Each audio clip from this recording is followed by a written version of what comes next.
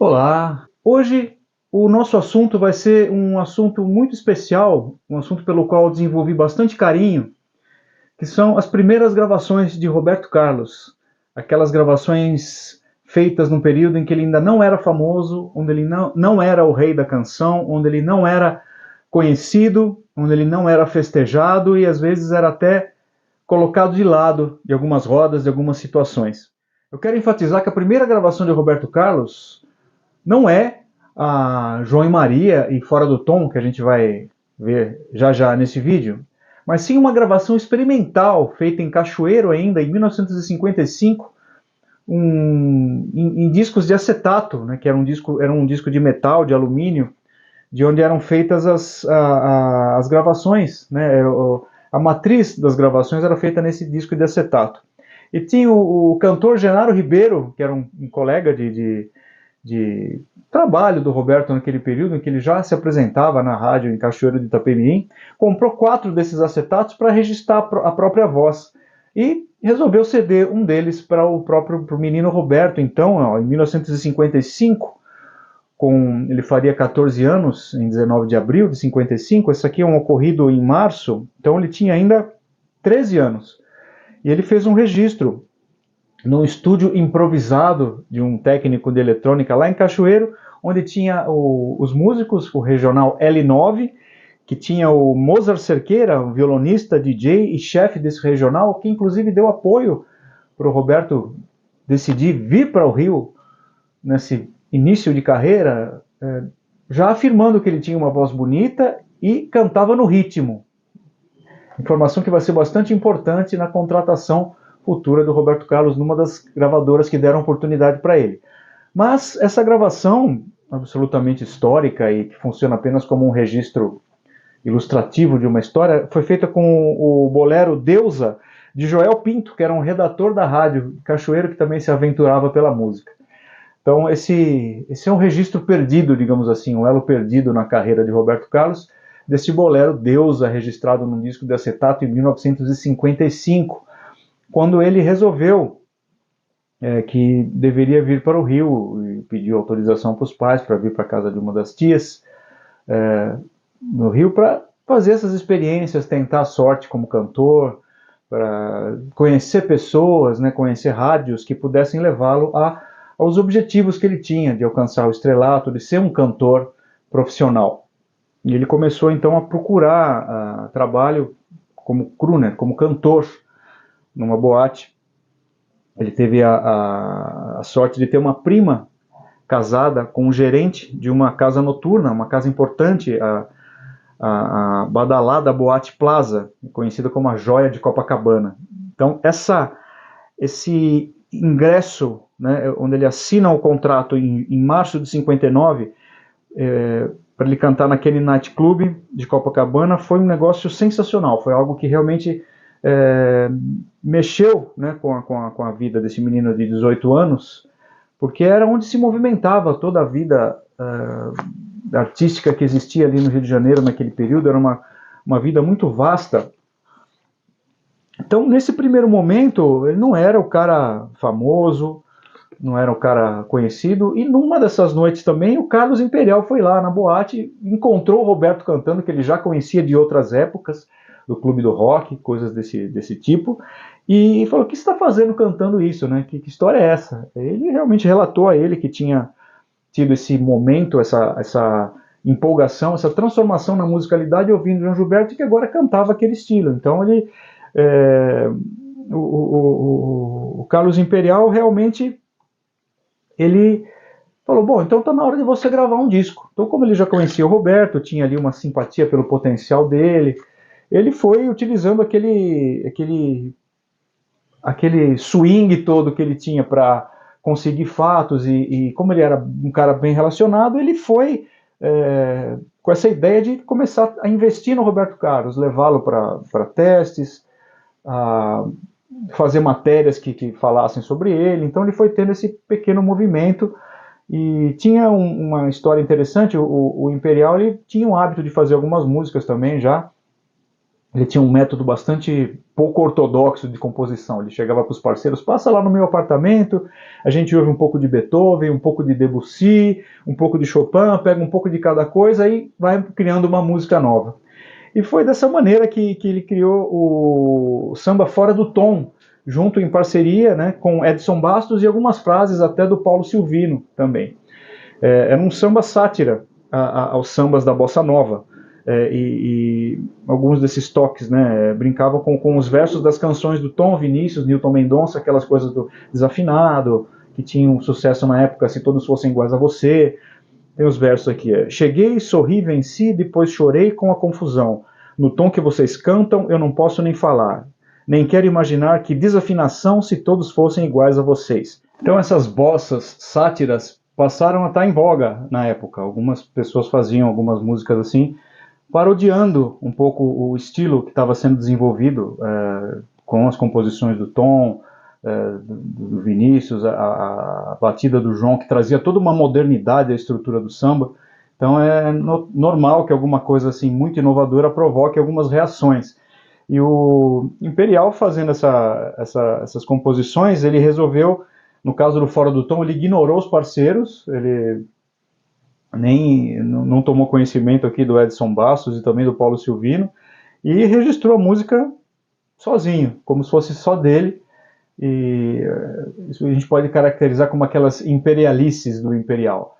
E o Roberto passou a cantar todas as noites essa música para ver se algum executivo, algum diretor artístico se interessava por ela e resolvia dar uma chance como intérprete para ele gravar o primeiro disco. Mas não aconteceu isso no primeiro momento. O Imperial começou a mexer os pauzinhos dele para encontrar gravadoras. A primeira que ele procurou, então ele procurou primeiro o Chacrinha, o Abelardo Barbosa, que era um radialista amigo dele na época, e ele conseguiu para eles uma audição na Chantecler, que era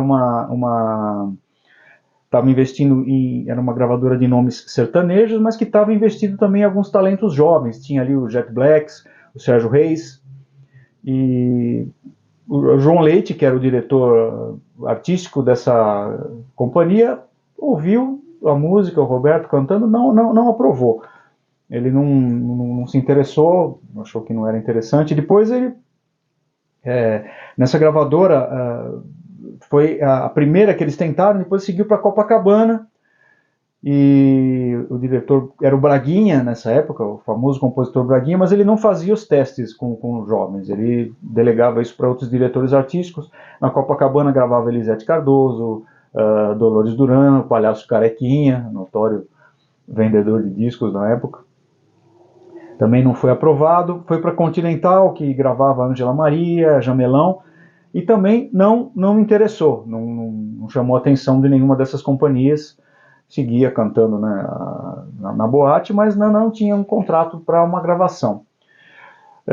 Até que no momento o Joel de Almeida, da Polydor, marcou uma audição, e esse Joel de Almeida, ele rivalizava com o Aloysio de Oliveira, que era o cara da Odeon, que tinha lançado o João Gilberto, e ele tinha uma rixazinha com o Aloysio de Oliveira por conta de épocas passadas, de grupos musicais que eles tinham, tal. Então esse Joel de Almeida resolveu contratar o Roberto justamente por esse fator. Como ele viu que tinha ali um potencial, né, de imitar ou de cantar parecido, cantar na onda do João Gilberto, ele resolveu contratá-lo, enfatizando que ele realmente reforçasse essa imitação, cantasse cada vez mais parecido. Então o Roberto estava iniciando ali, ele sentiu que era uma oportunidade, eles foram fazer essa gravação, e o Imperial, com mais uma das suas imperialices,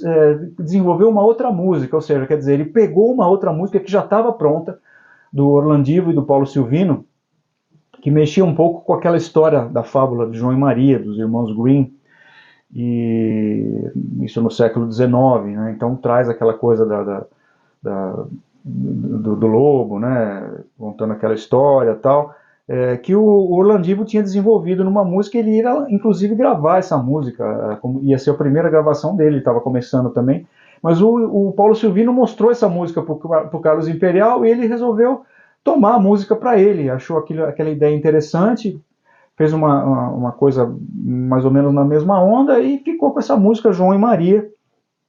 Até que o Orlandivo encontrou o Roberto na Polydor um dia, que ele também estava procurando esse caminho para gravar, e falou: o que você está fazendo aqui, né? Você não era o Elvis Presley brasileiro, que ele já conhecia ele de outras épocas. Ele: não, agora estou gravando, eu vou gravar uma bossa nova chamada João e Maria. E o Orlandivo falou: mas como é que você conhece essa música? Ele falou: é uma composição do Imperial, que estava acompanhando o Roberto Carlos nessa fase da carreira. E o Orlandivo ficou meio assim, falou: não, essa música é minha. E o Roberto ficou grilado com aquilo, comentou com o Imperial com aquele jeito safo dele, certamente para querer se livrar um pouco da coisa, eles fizeram algumas alterações na melodia e na letra, tanto que o Roberto entra como parceiro aos 18 anos dessa música, ele deu algumas mudanças na letra, coisas desse tipo, mas foi dessa maneira que foi gravada a música João e Maria, essa imperialice em cima de uma criação existia na época. E Paulo Silvino acabou levando de boa, porque talvez ele já conhecesse mais o Carlos Imperial. Agora o Orlandivo ficou realmente meio bolado com essa situação e ficou com reservas ao Carlos Imperial por muito tempo. A gravação desse single, né, que era no formato de 78 RPM, que era o padrão dos singles da época, aqueles discos pesadões, vai ter algumas fotos aí. Esse material é muito raro de ser encontrado fisicamente. Eu não sei quantas cópias existem, se tem, eu imagino que deva ter isso guardado como peça realmente de museu, porque eram discos muito pesados, que quebravam com facilidade. Então são gravações que a gente vai ouvir pela internet ou circulando em CDs não oficiais. Geralmente são músicas que estão incluídas como bônus nas versões de CD não oficiais do álbum Louco por Você, que a gente já viu do disco, foi achado que tinha mais potencial. Nesse single, então, nesse 78 RPM da Polydor, que foi a primeira gravadora que colocou o Roberto Carlos em estúdio. Para a gravação, você tem um time estelar de músicos aqui, é muito interessante isso, eu não sabia dessa informação, recentemente que eu tive acesso. Tem Sut Chagas, bateria, Valdir Marinho, baixo, Nicolino Cópia, Copinha, que é o flautista que gravou também o Chega de Saudade, do João Gilberto. E aqui no violão a gente tem o Zé Menezes, que toca um dos violões, e o outro violão é tocado pelo Baden Powell, que aos 22 anos aqui nessa época era um músico iniciante no violão. Então, fora do tom, tem o Baden faz o acompanhamento e a harmonia, e o Zé Menezes faz alguns solos de improviso que tem na música. E no João e Maria, somente o Baden Powell que toca. Então, incrivelmente, um registro aí, né, o Roberto fez essa primeira gravação com esses músicos, ou seja, no momento aí, Baden Powell tocando no disco de estreia de um jovem cantor que aqui, aos 18 anos, cantava imitando o João Gilberto. E foi realmente um momento histórico da música brasileira. E quando ficou pronto, o Roberto ele saiu da gravadora com o disco embaixo do braço, pegou um trem pro Lins de Vasconcelos e foi e entregou de presente para a mãe. Ele conta isso, né? Cheguei em casa, dei de presente para minha mãe. Só que, curiosamente, eles não tinham vitrola na época, então ele não conseguiu ouvir imediatamente o disco. O disco não teve não teve grandes repercussões, não tocou quase nada, e recebeu muitas críticas negativas, inclusive, a respeito daquele imitador do João Gilberto, que surgia muito tentando cantar, né, influenciado demais pelo seu ídolo. Então, críticas pejorativas. As composições do Imperial, elas não eram músicas brilhantes no sentido de chamar atenção por serem grandes composições. Ele era um compositor que fazia músicas que podiam se tornar sucesso, mas essa antipatia, né, por essa questão do imitador ou mesmo com o acompanhamento dos músicos que estavam aqui, não caiu bem, não foi algo que trouxe para o Roberto uma experiência positiva. Ele continua cantando na noite, cantava essas músicas, mas ele marca tanto que ele marca como em 2009, no cinquentenário de carreira, o emprego na Boate Plaza, não exatamente a gravação do primeiro disco, mas Óbvio que uma coisa está um pouco ligada à outra, mas ele tem como marco o fato de ser crooner da Boate Plaza e não a gravação, que certamente teve essas características todas. Como eu já disse, ele foi muito perseguido pela elite. Ele era tido pejorativamente na época como o João Gilberto dos pobres, pelo fato de ter vindo do interior, de ser do subúrbio, não pertencer, como eu já disse, àquela elite ali dos oficiais que poderiam tocar no nome do João com total liberdade. E esse período fonográfico de Roberto Carlos não era tão divulgado, tanto que quando eu tomei conhecimento, quando eu comecei a tomar conhecimento do Roberto Carlos no final dos anos 70, de metade dos anos 70 adiante, né, e nos anos 80, quando fui começando a conhecer os discos, a gravação de João e Maria eu só vim conhecer nessa série aqui de discos que iam para a banca. É uma série muito bacana da editora Abril na época, que trazia as principais canções. Aqui no caso o Roberto canta muito pouco, porque provavelmente a CBS não deve ter liberado os fonogramas, então ele canta só aqui sentado à beira do caminho, com Erasmo, que era da Polygram na época, então isso aqui devia estar ligado ao cast da Polygram, ou não houve uma liberação da CBS das gravações do Roberto. E tinha aqui a primeira que abre o disco, ó, Roberto Carlos, João e Maria. Foi quando eu tive contato com essa música e descobri que ele tinha gravado, né, em 78 RPM, até diz aqui, ó, música de Roberto Carlos e Carlos Imperial. Como eu já expliquei, né, o Imperial acabou dando para ele um pouco da parceria, para livrar um pouco a cara dele daquele plágio deslavado. Acompanhamento do conjunto rítmico da Polydor. Aqui não consta os músicos, né, eu descobri isso depois. Do 78 RPM, número B330, de 1959. Então aqui conta o seguinte: em 1959, ainda crooner da Boate Plaza, em Copacabana, Roberto Carlos conseguiu sua primeira oportunidade de gravar um disco. De um lado, esse hoje histórico 78 RPM apresentava Fora do Tom, e do outro, João e Maria. De cunho bossa novista, o primeiro disco do Roberto passou quase despercebido e vendeu muito pouco, mas foi o início daquela que logo se tornaria uma das mais bem-sucedidas carreiras da MPB. Então eu tive conhecimento dessa música nessa série aqui, e agradeço então a todos que acompanharam até aqui esses vídeos. Tem um playlist aí muito vasto de material para ser acompanhado, e eu peço que continue acompanhando o canal com as tendências que a gente for colocando sobre discos de vinil, músicas autorais, gravações também musicais, porque aqui é um canal que a gente traz de volta esse tempo da música, esse tempo precioso daqueles que amam a música, da forma como ela é histórica, emocional, evolutiva. E certamente o Roberto Carlos vai continuar sendo sempre um foco de interesse do nosso canal. Mas a gente espera ir além, trazer mais informações que sejam realmente relevantes a respeito disso tudo. Então, peço que você deixe seu like, que você compartilhe, que você se inscreva no canal, passe esses vídeos para pessoas que também gostem desse conteúdo, para que a gente possa continuar crescendo e encontrando os melhores caminhos e alternativas para trazer vídeos cada vez mais interessantes para todos vocês. Um grande abraço. Que Deus existe.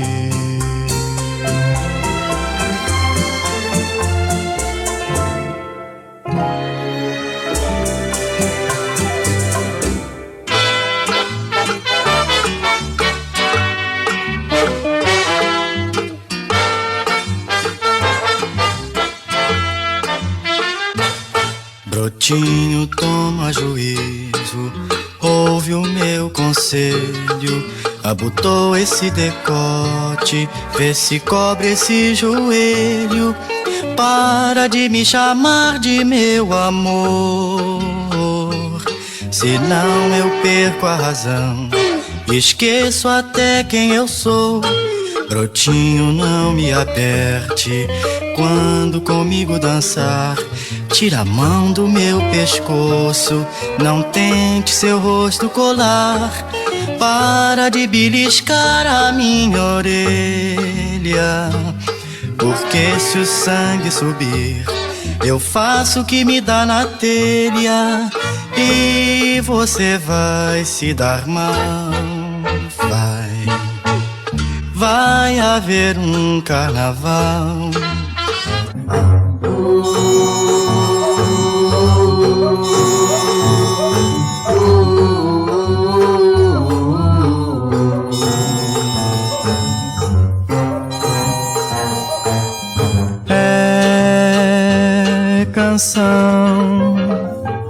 canção do amor nenhum no coração. É canção do amor nenhum no coração. Aquela estrela que do céu não sai, ela está querendo me avisar que a felicidade quando vai.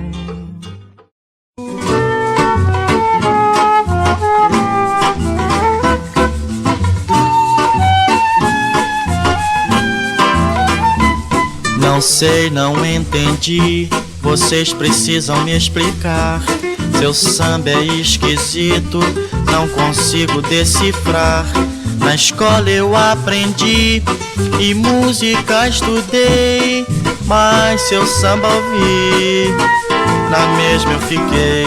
Tentei ouvir a voz que existe nesse seu olhar, e pra beijar alguém os peixinhos fui contar.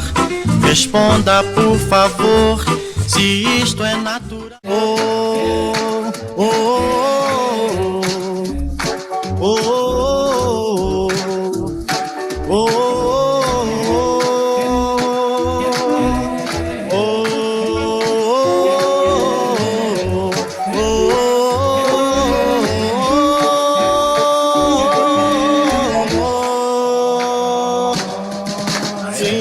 tinha para mim, mas ela me deixou assim, a viver de pura ilusão, magoou meu coração. Assim eu preciso ter alguém pra dizer meu bem, vem dar-me o seu calor, você é o meu grande amor.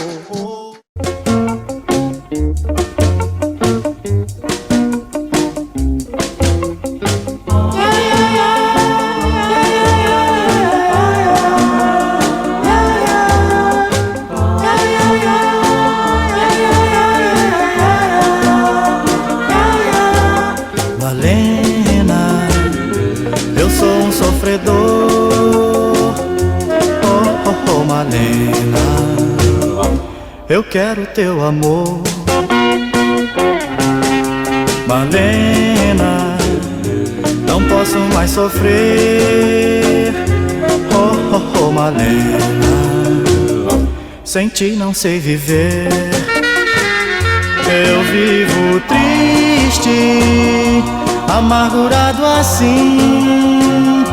No mundo não existe quem sofra igual a mim.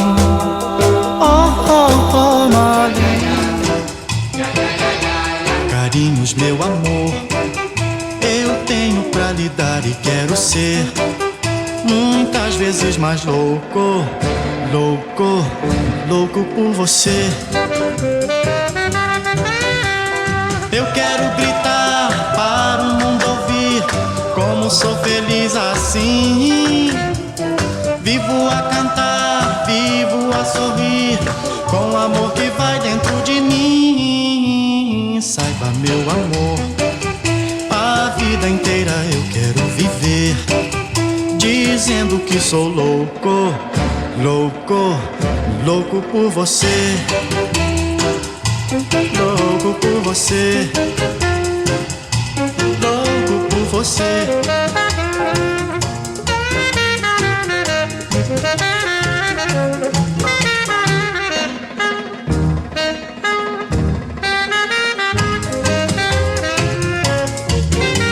Carinho, meu amor, eu tenho pra lhe dar e quero ser muitas vezes mais louco, louco, louco por você. Eu quero gritar para o mundo ouvir como sou feliz assim. Vivo a cantar, vivo a sorrir, com o amor que vai dentro de mim. Saiba, meu amor, a vida inteira eu quero viver dizendo que sou louco, louco, louco por você. Louco por você. Louco por você. Louco por você.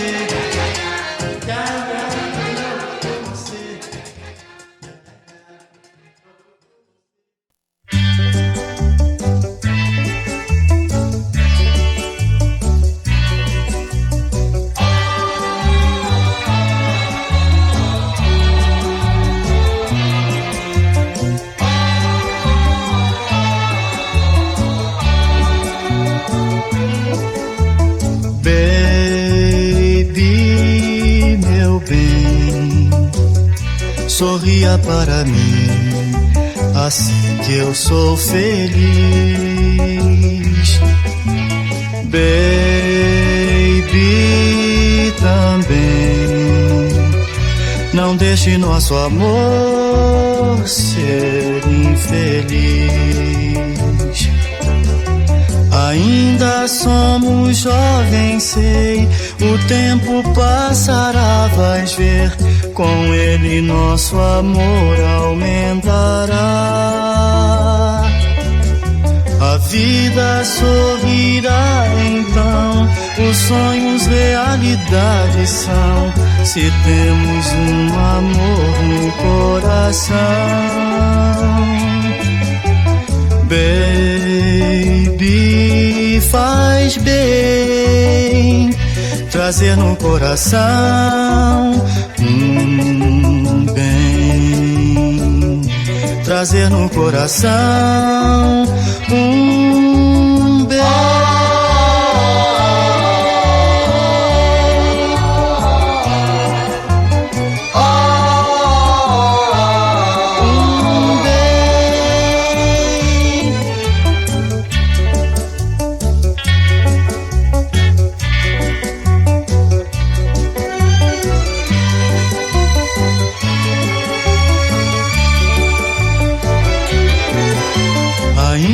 Somos jovens, sei, o tempo passará, vais ver, com ele nosso amor aumentará. A vida sorrirá então, os sonhos realidade são, se temos um amor no coração. Baby, faz bem trazer no coração bem, trazer no coração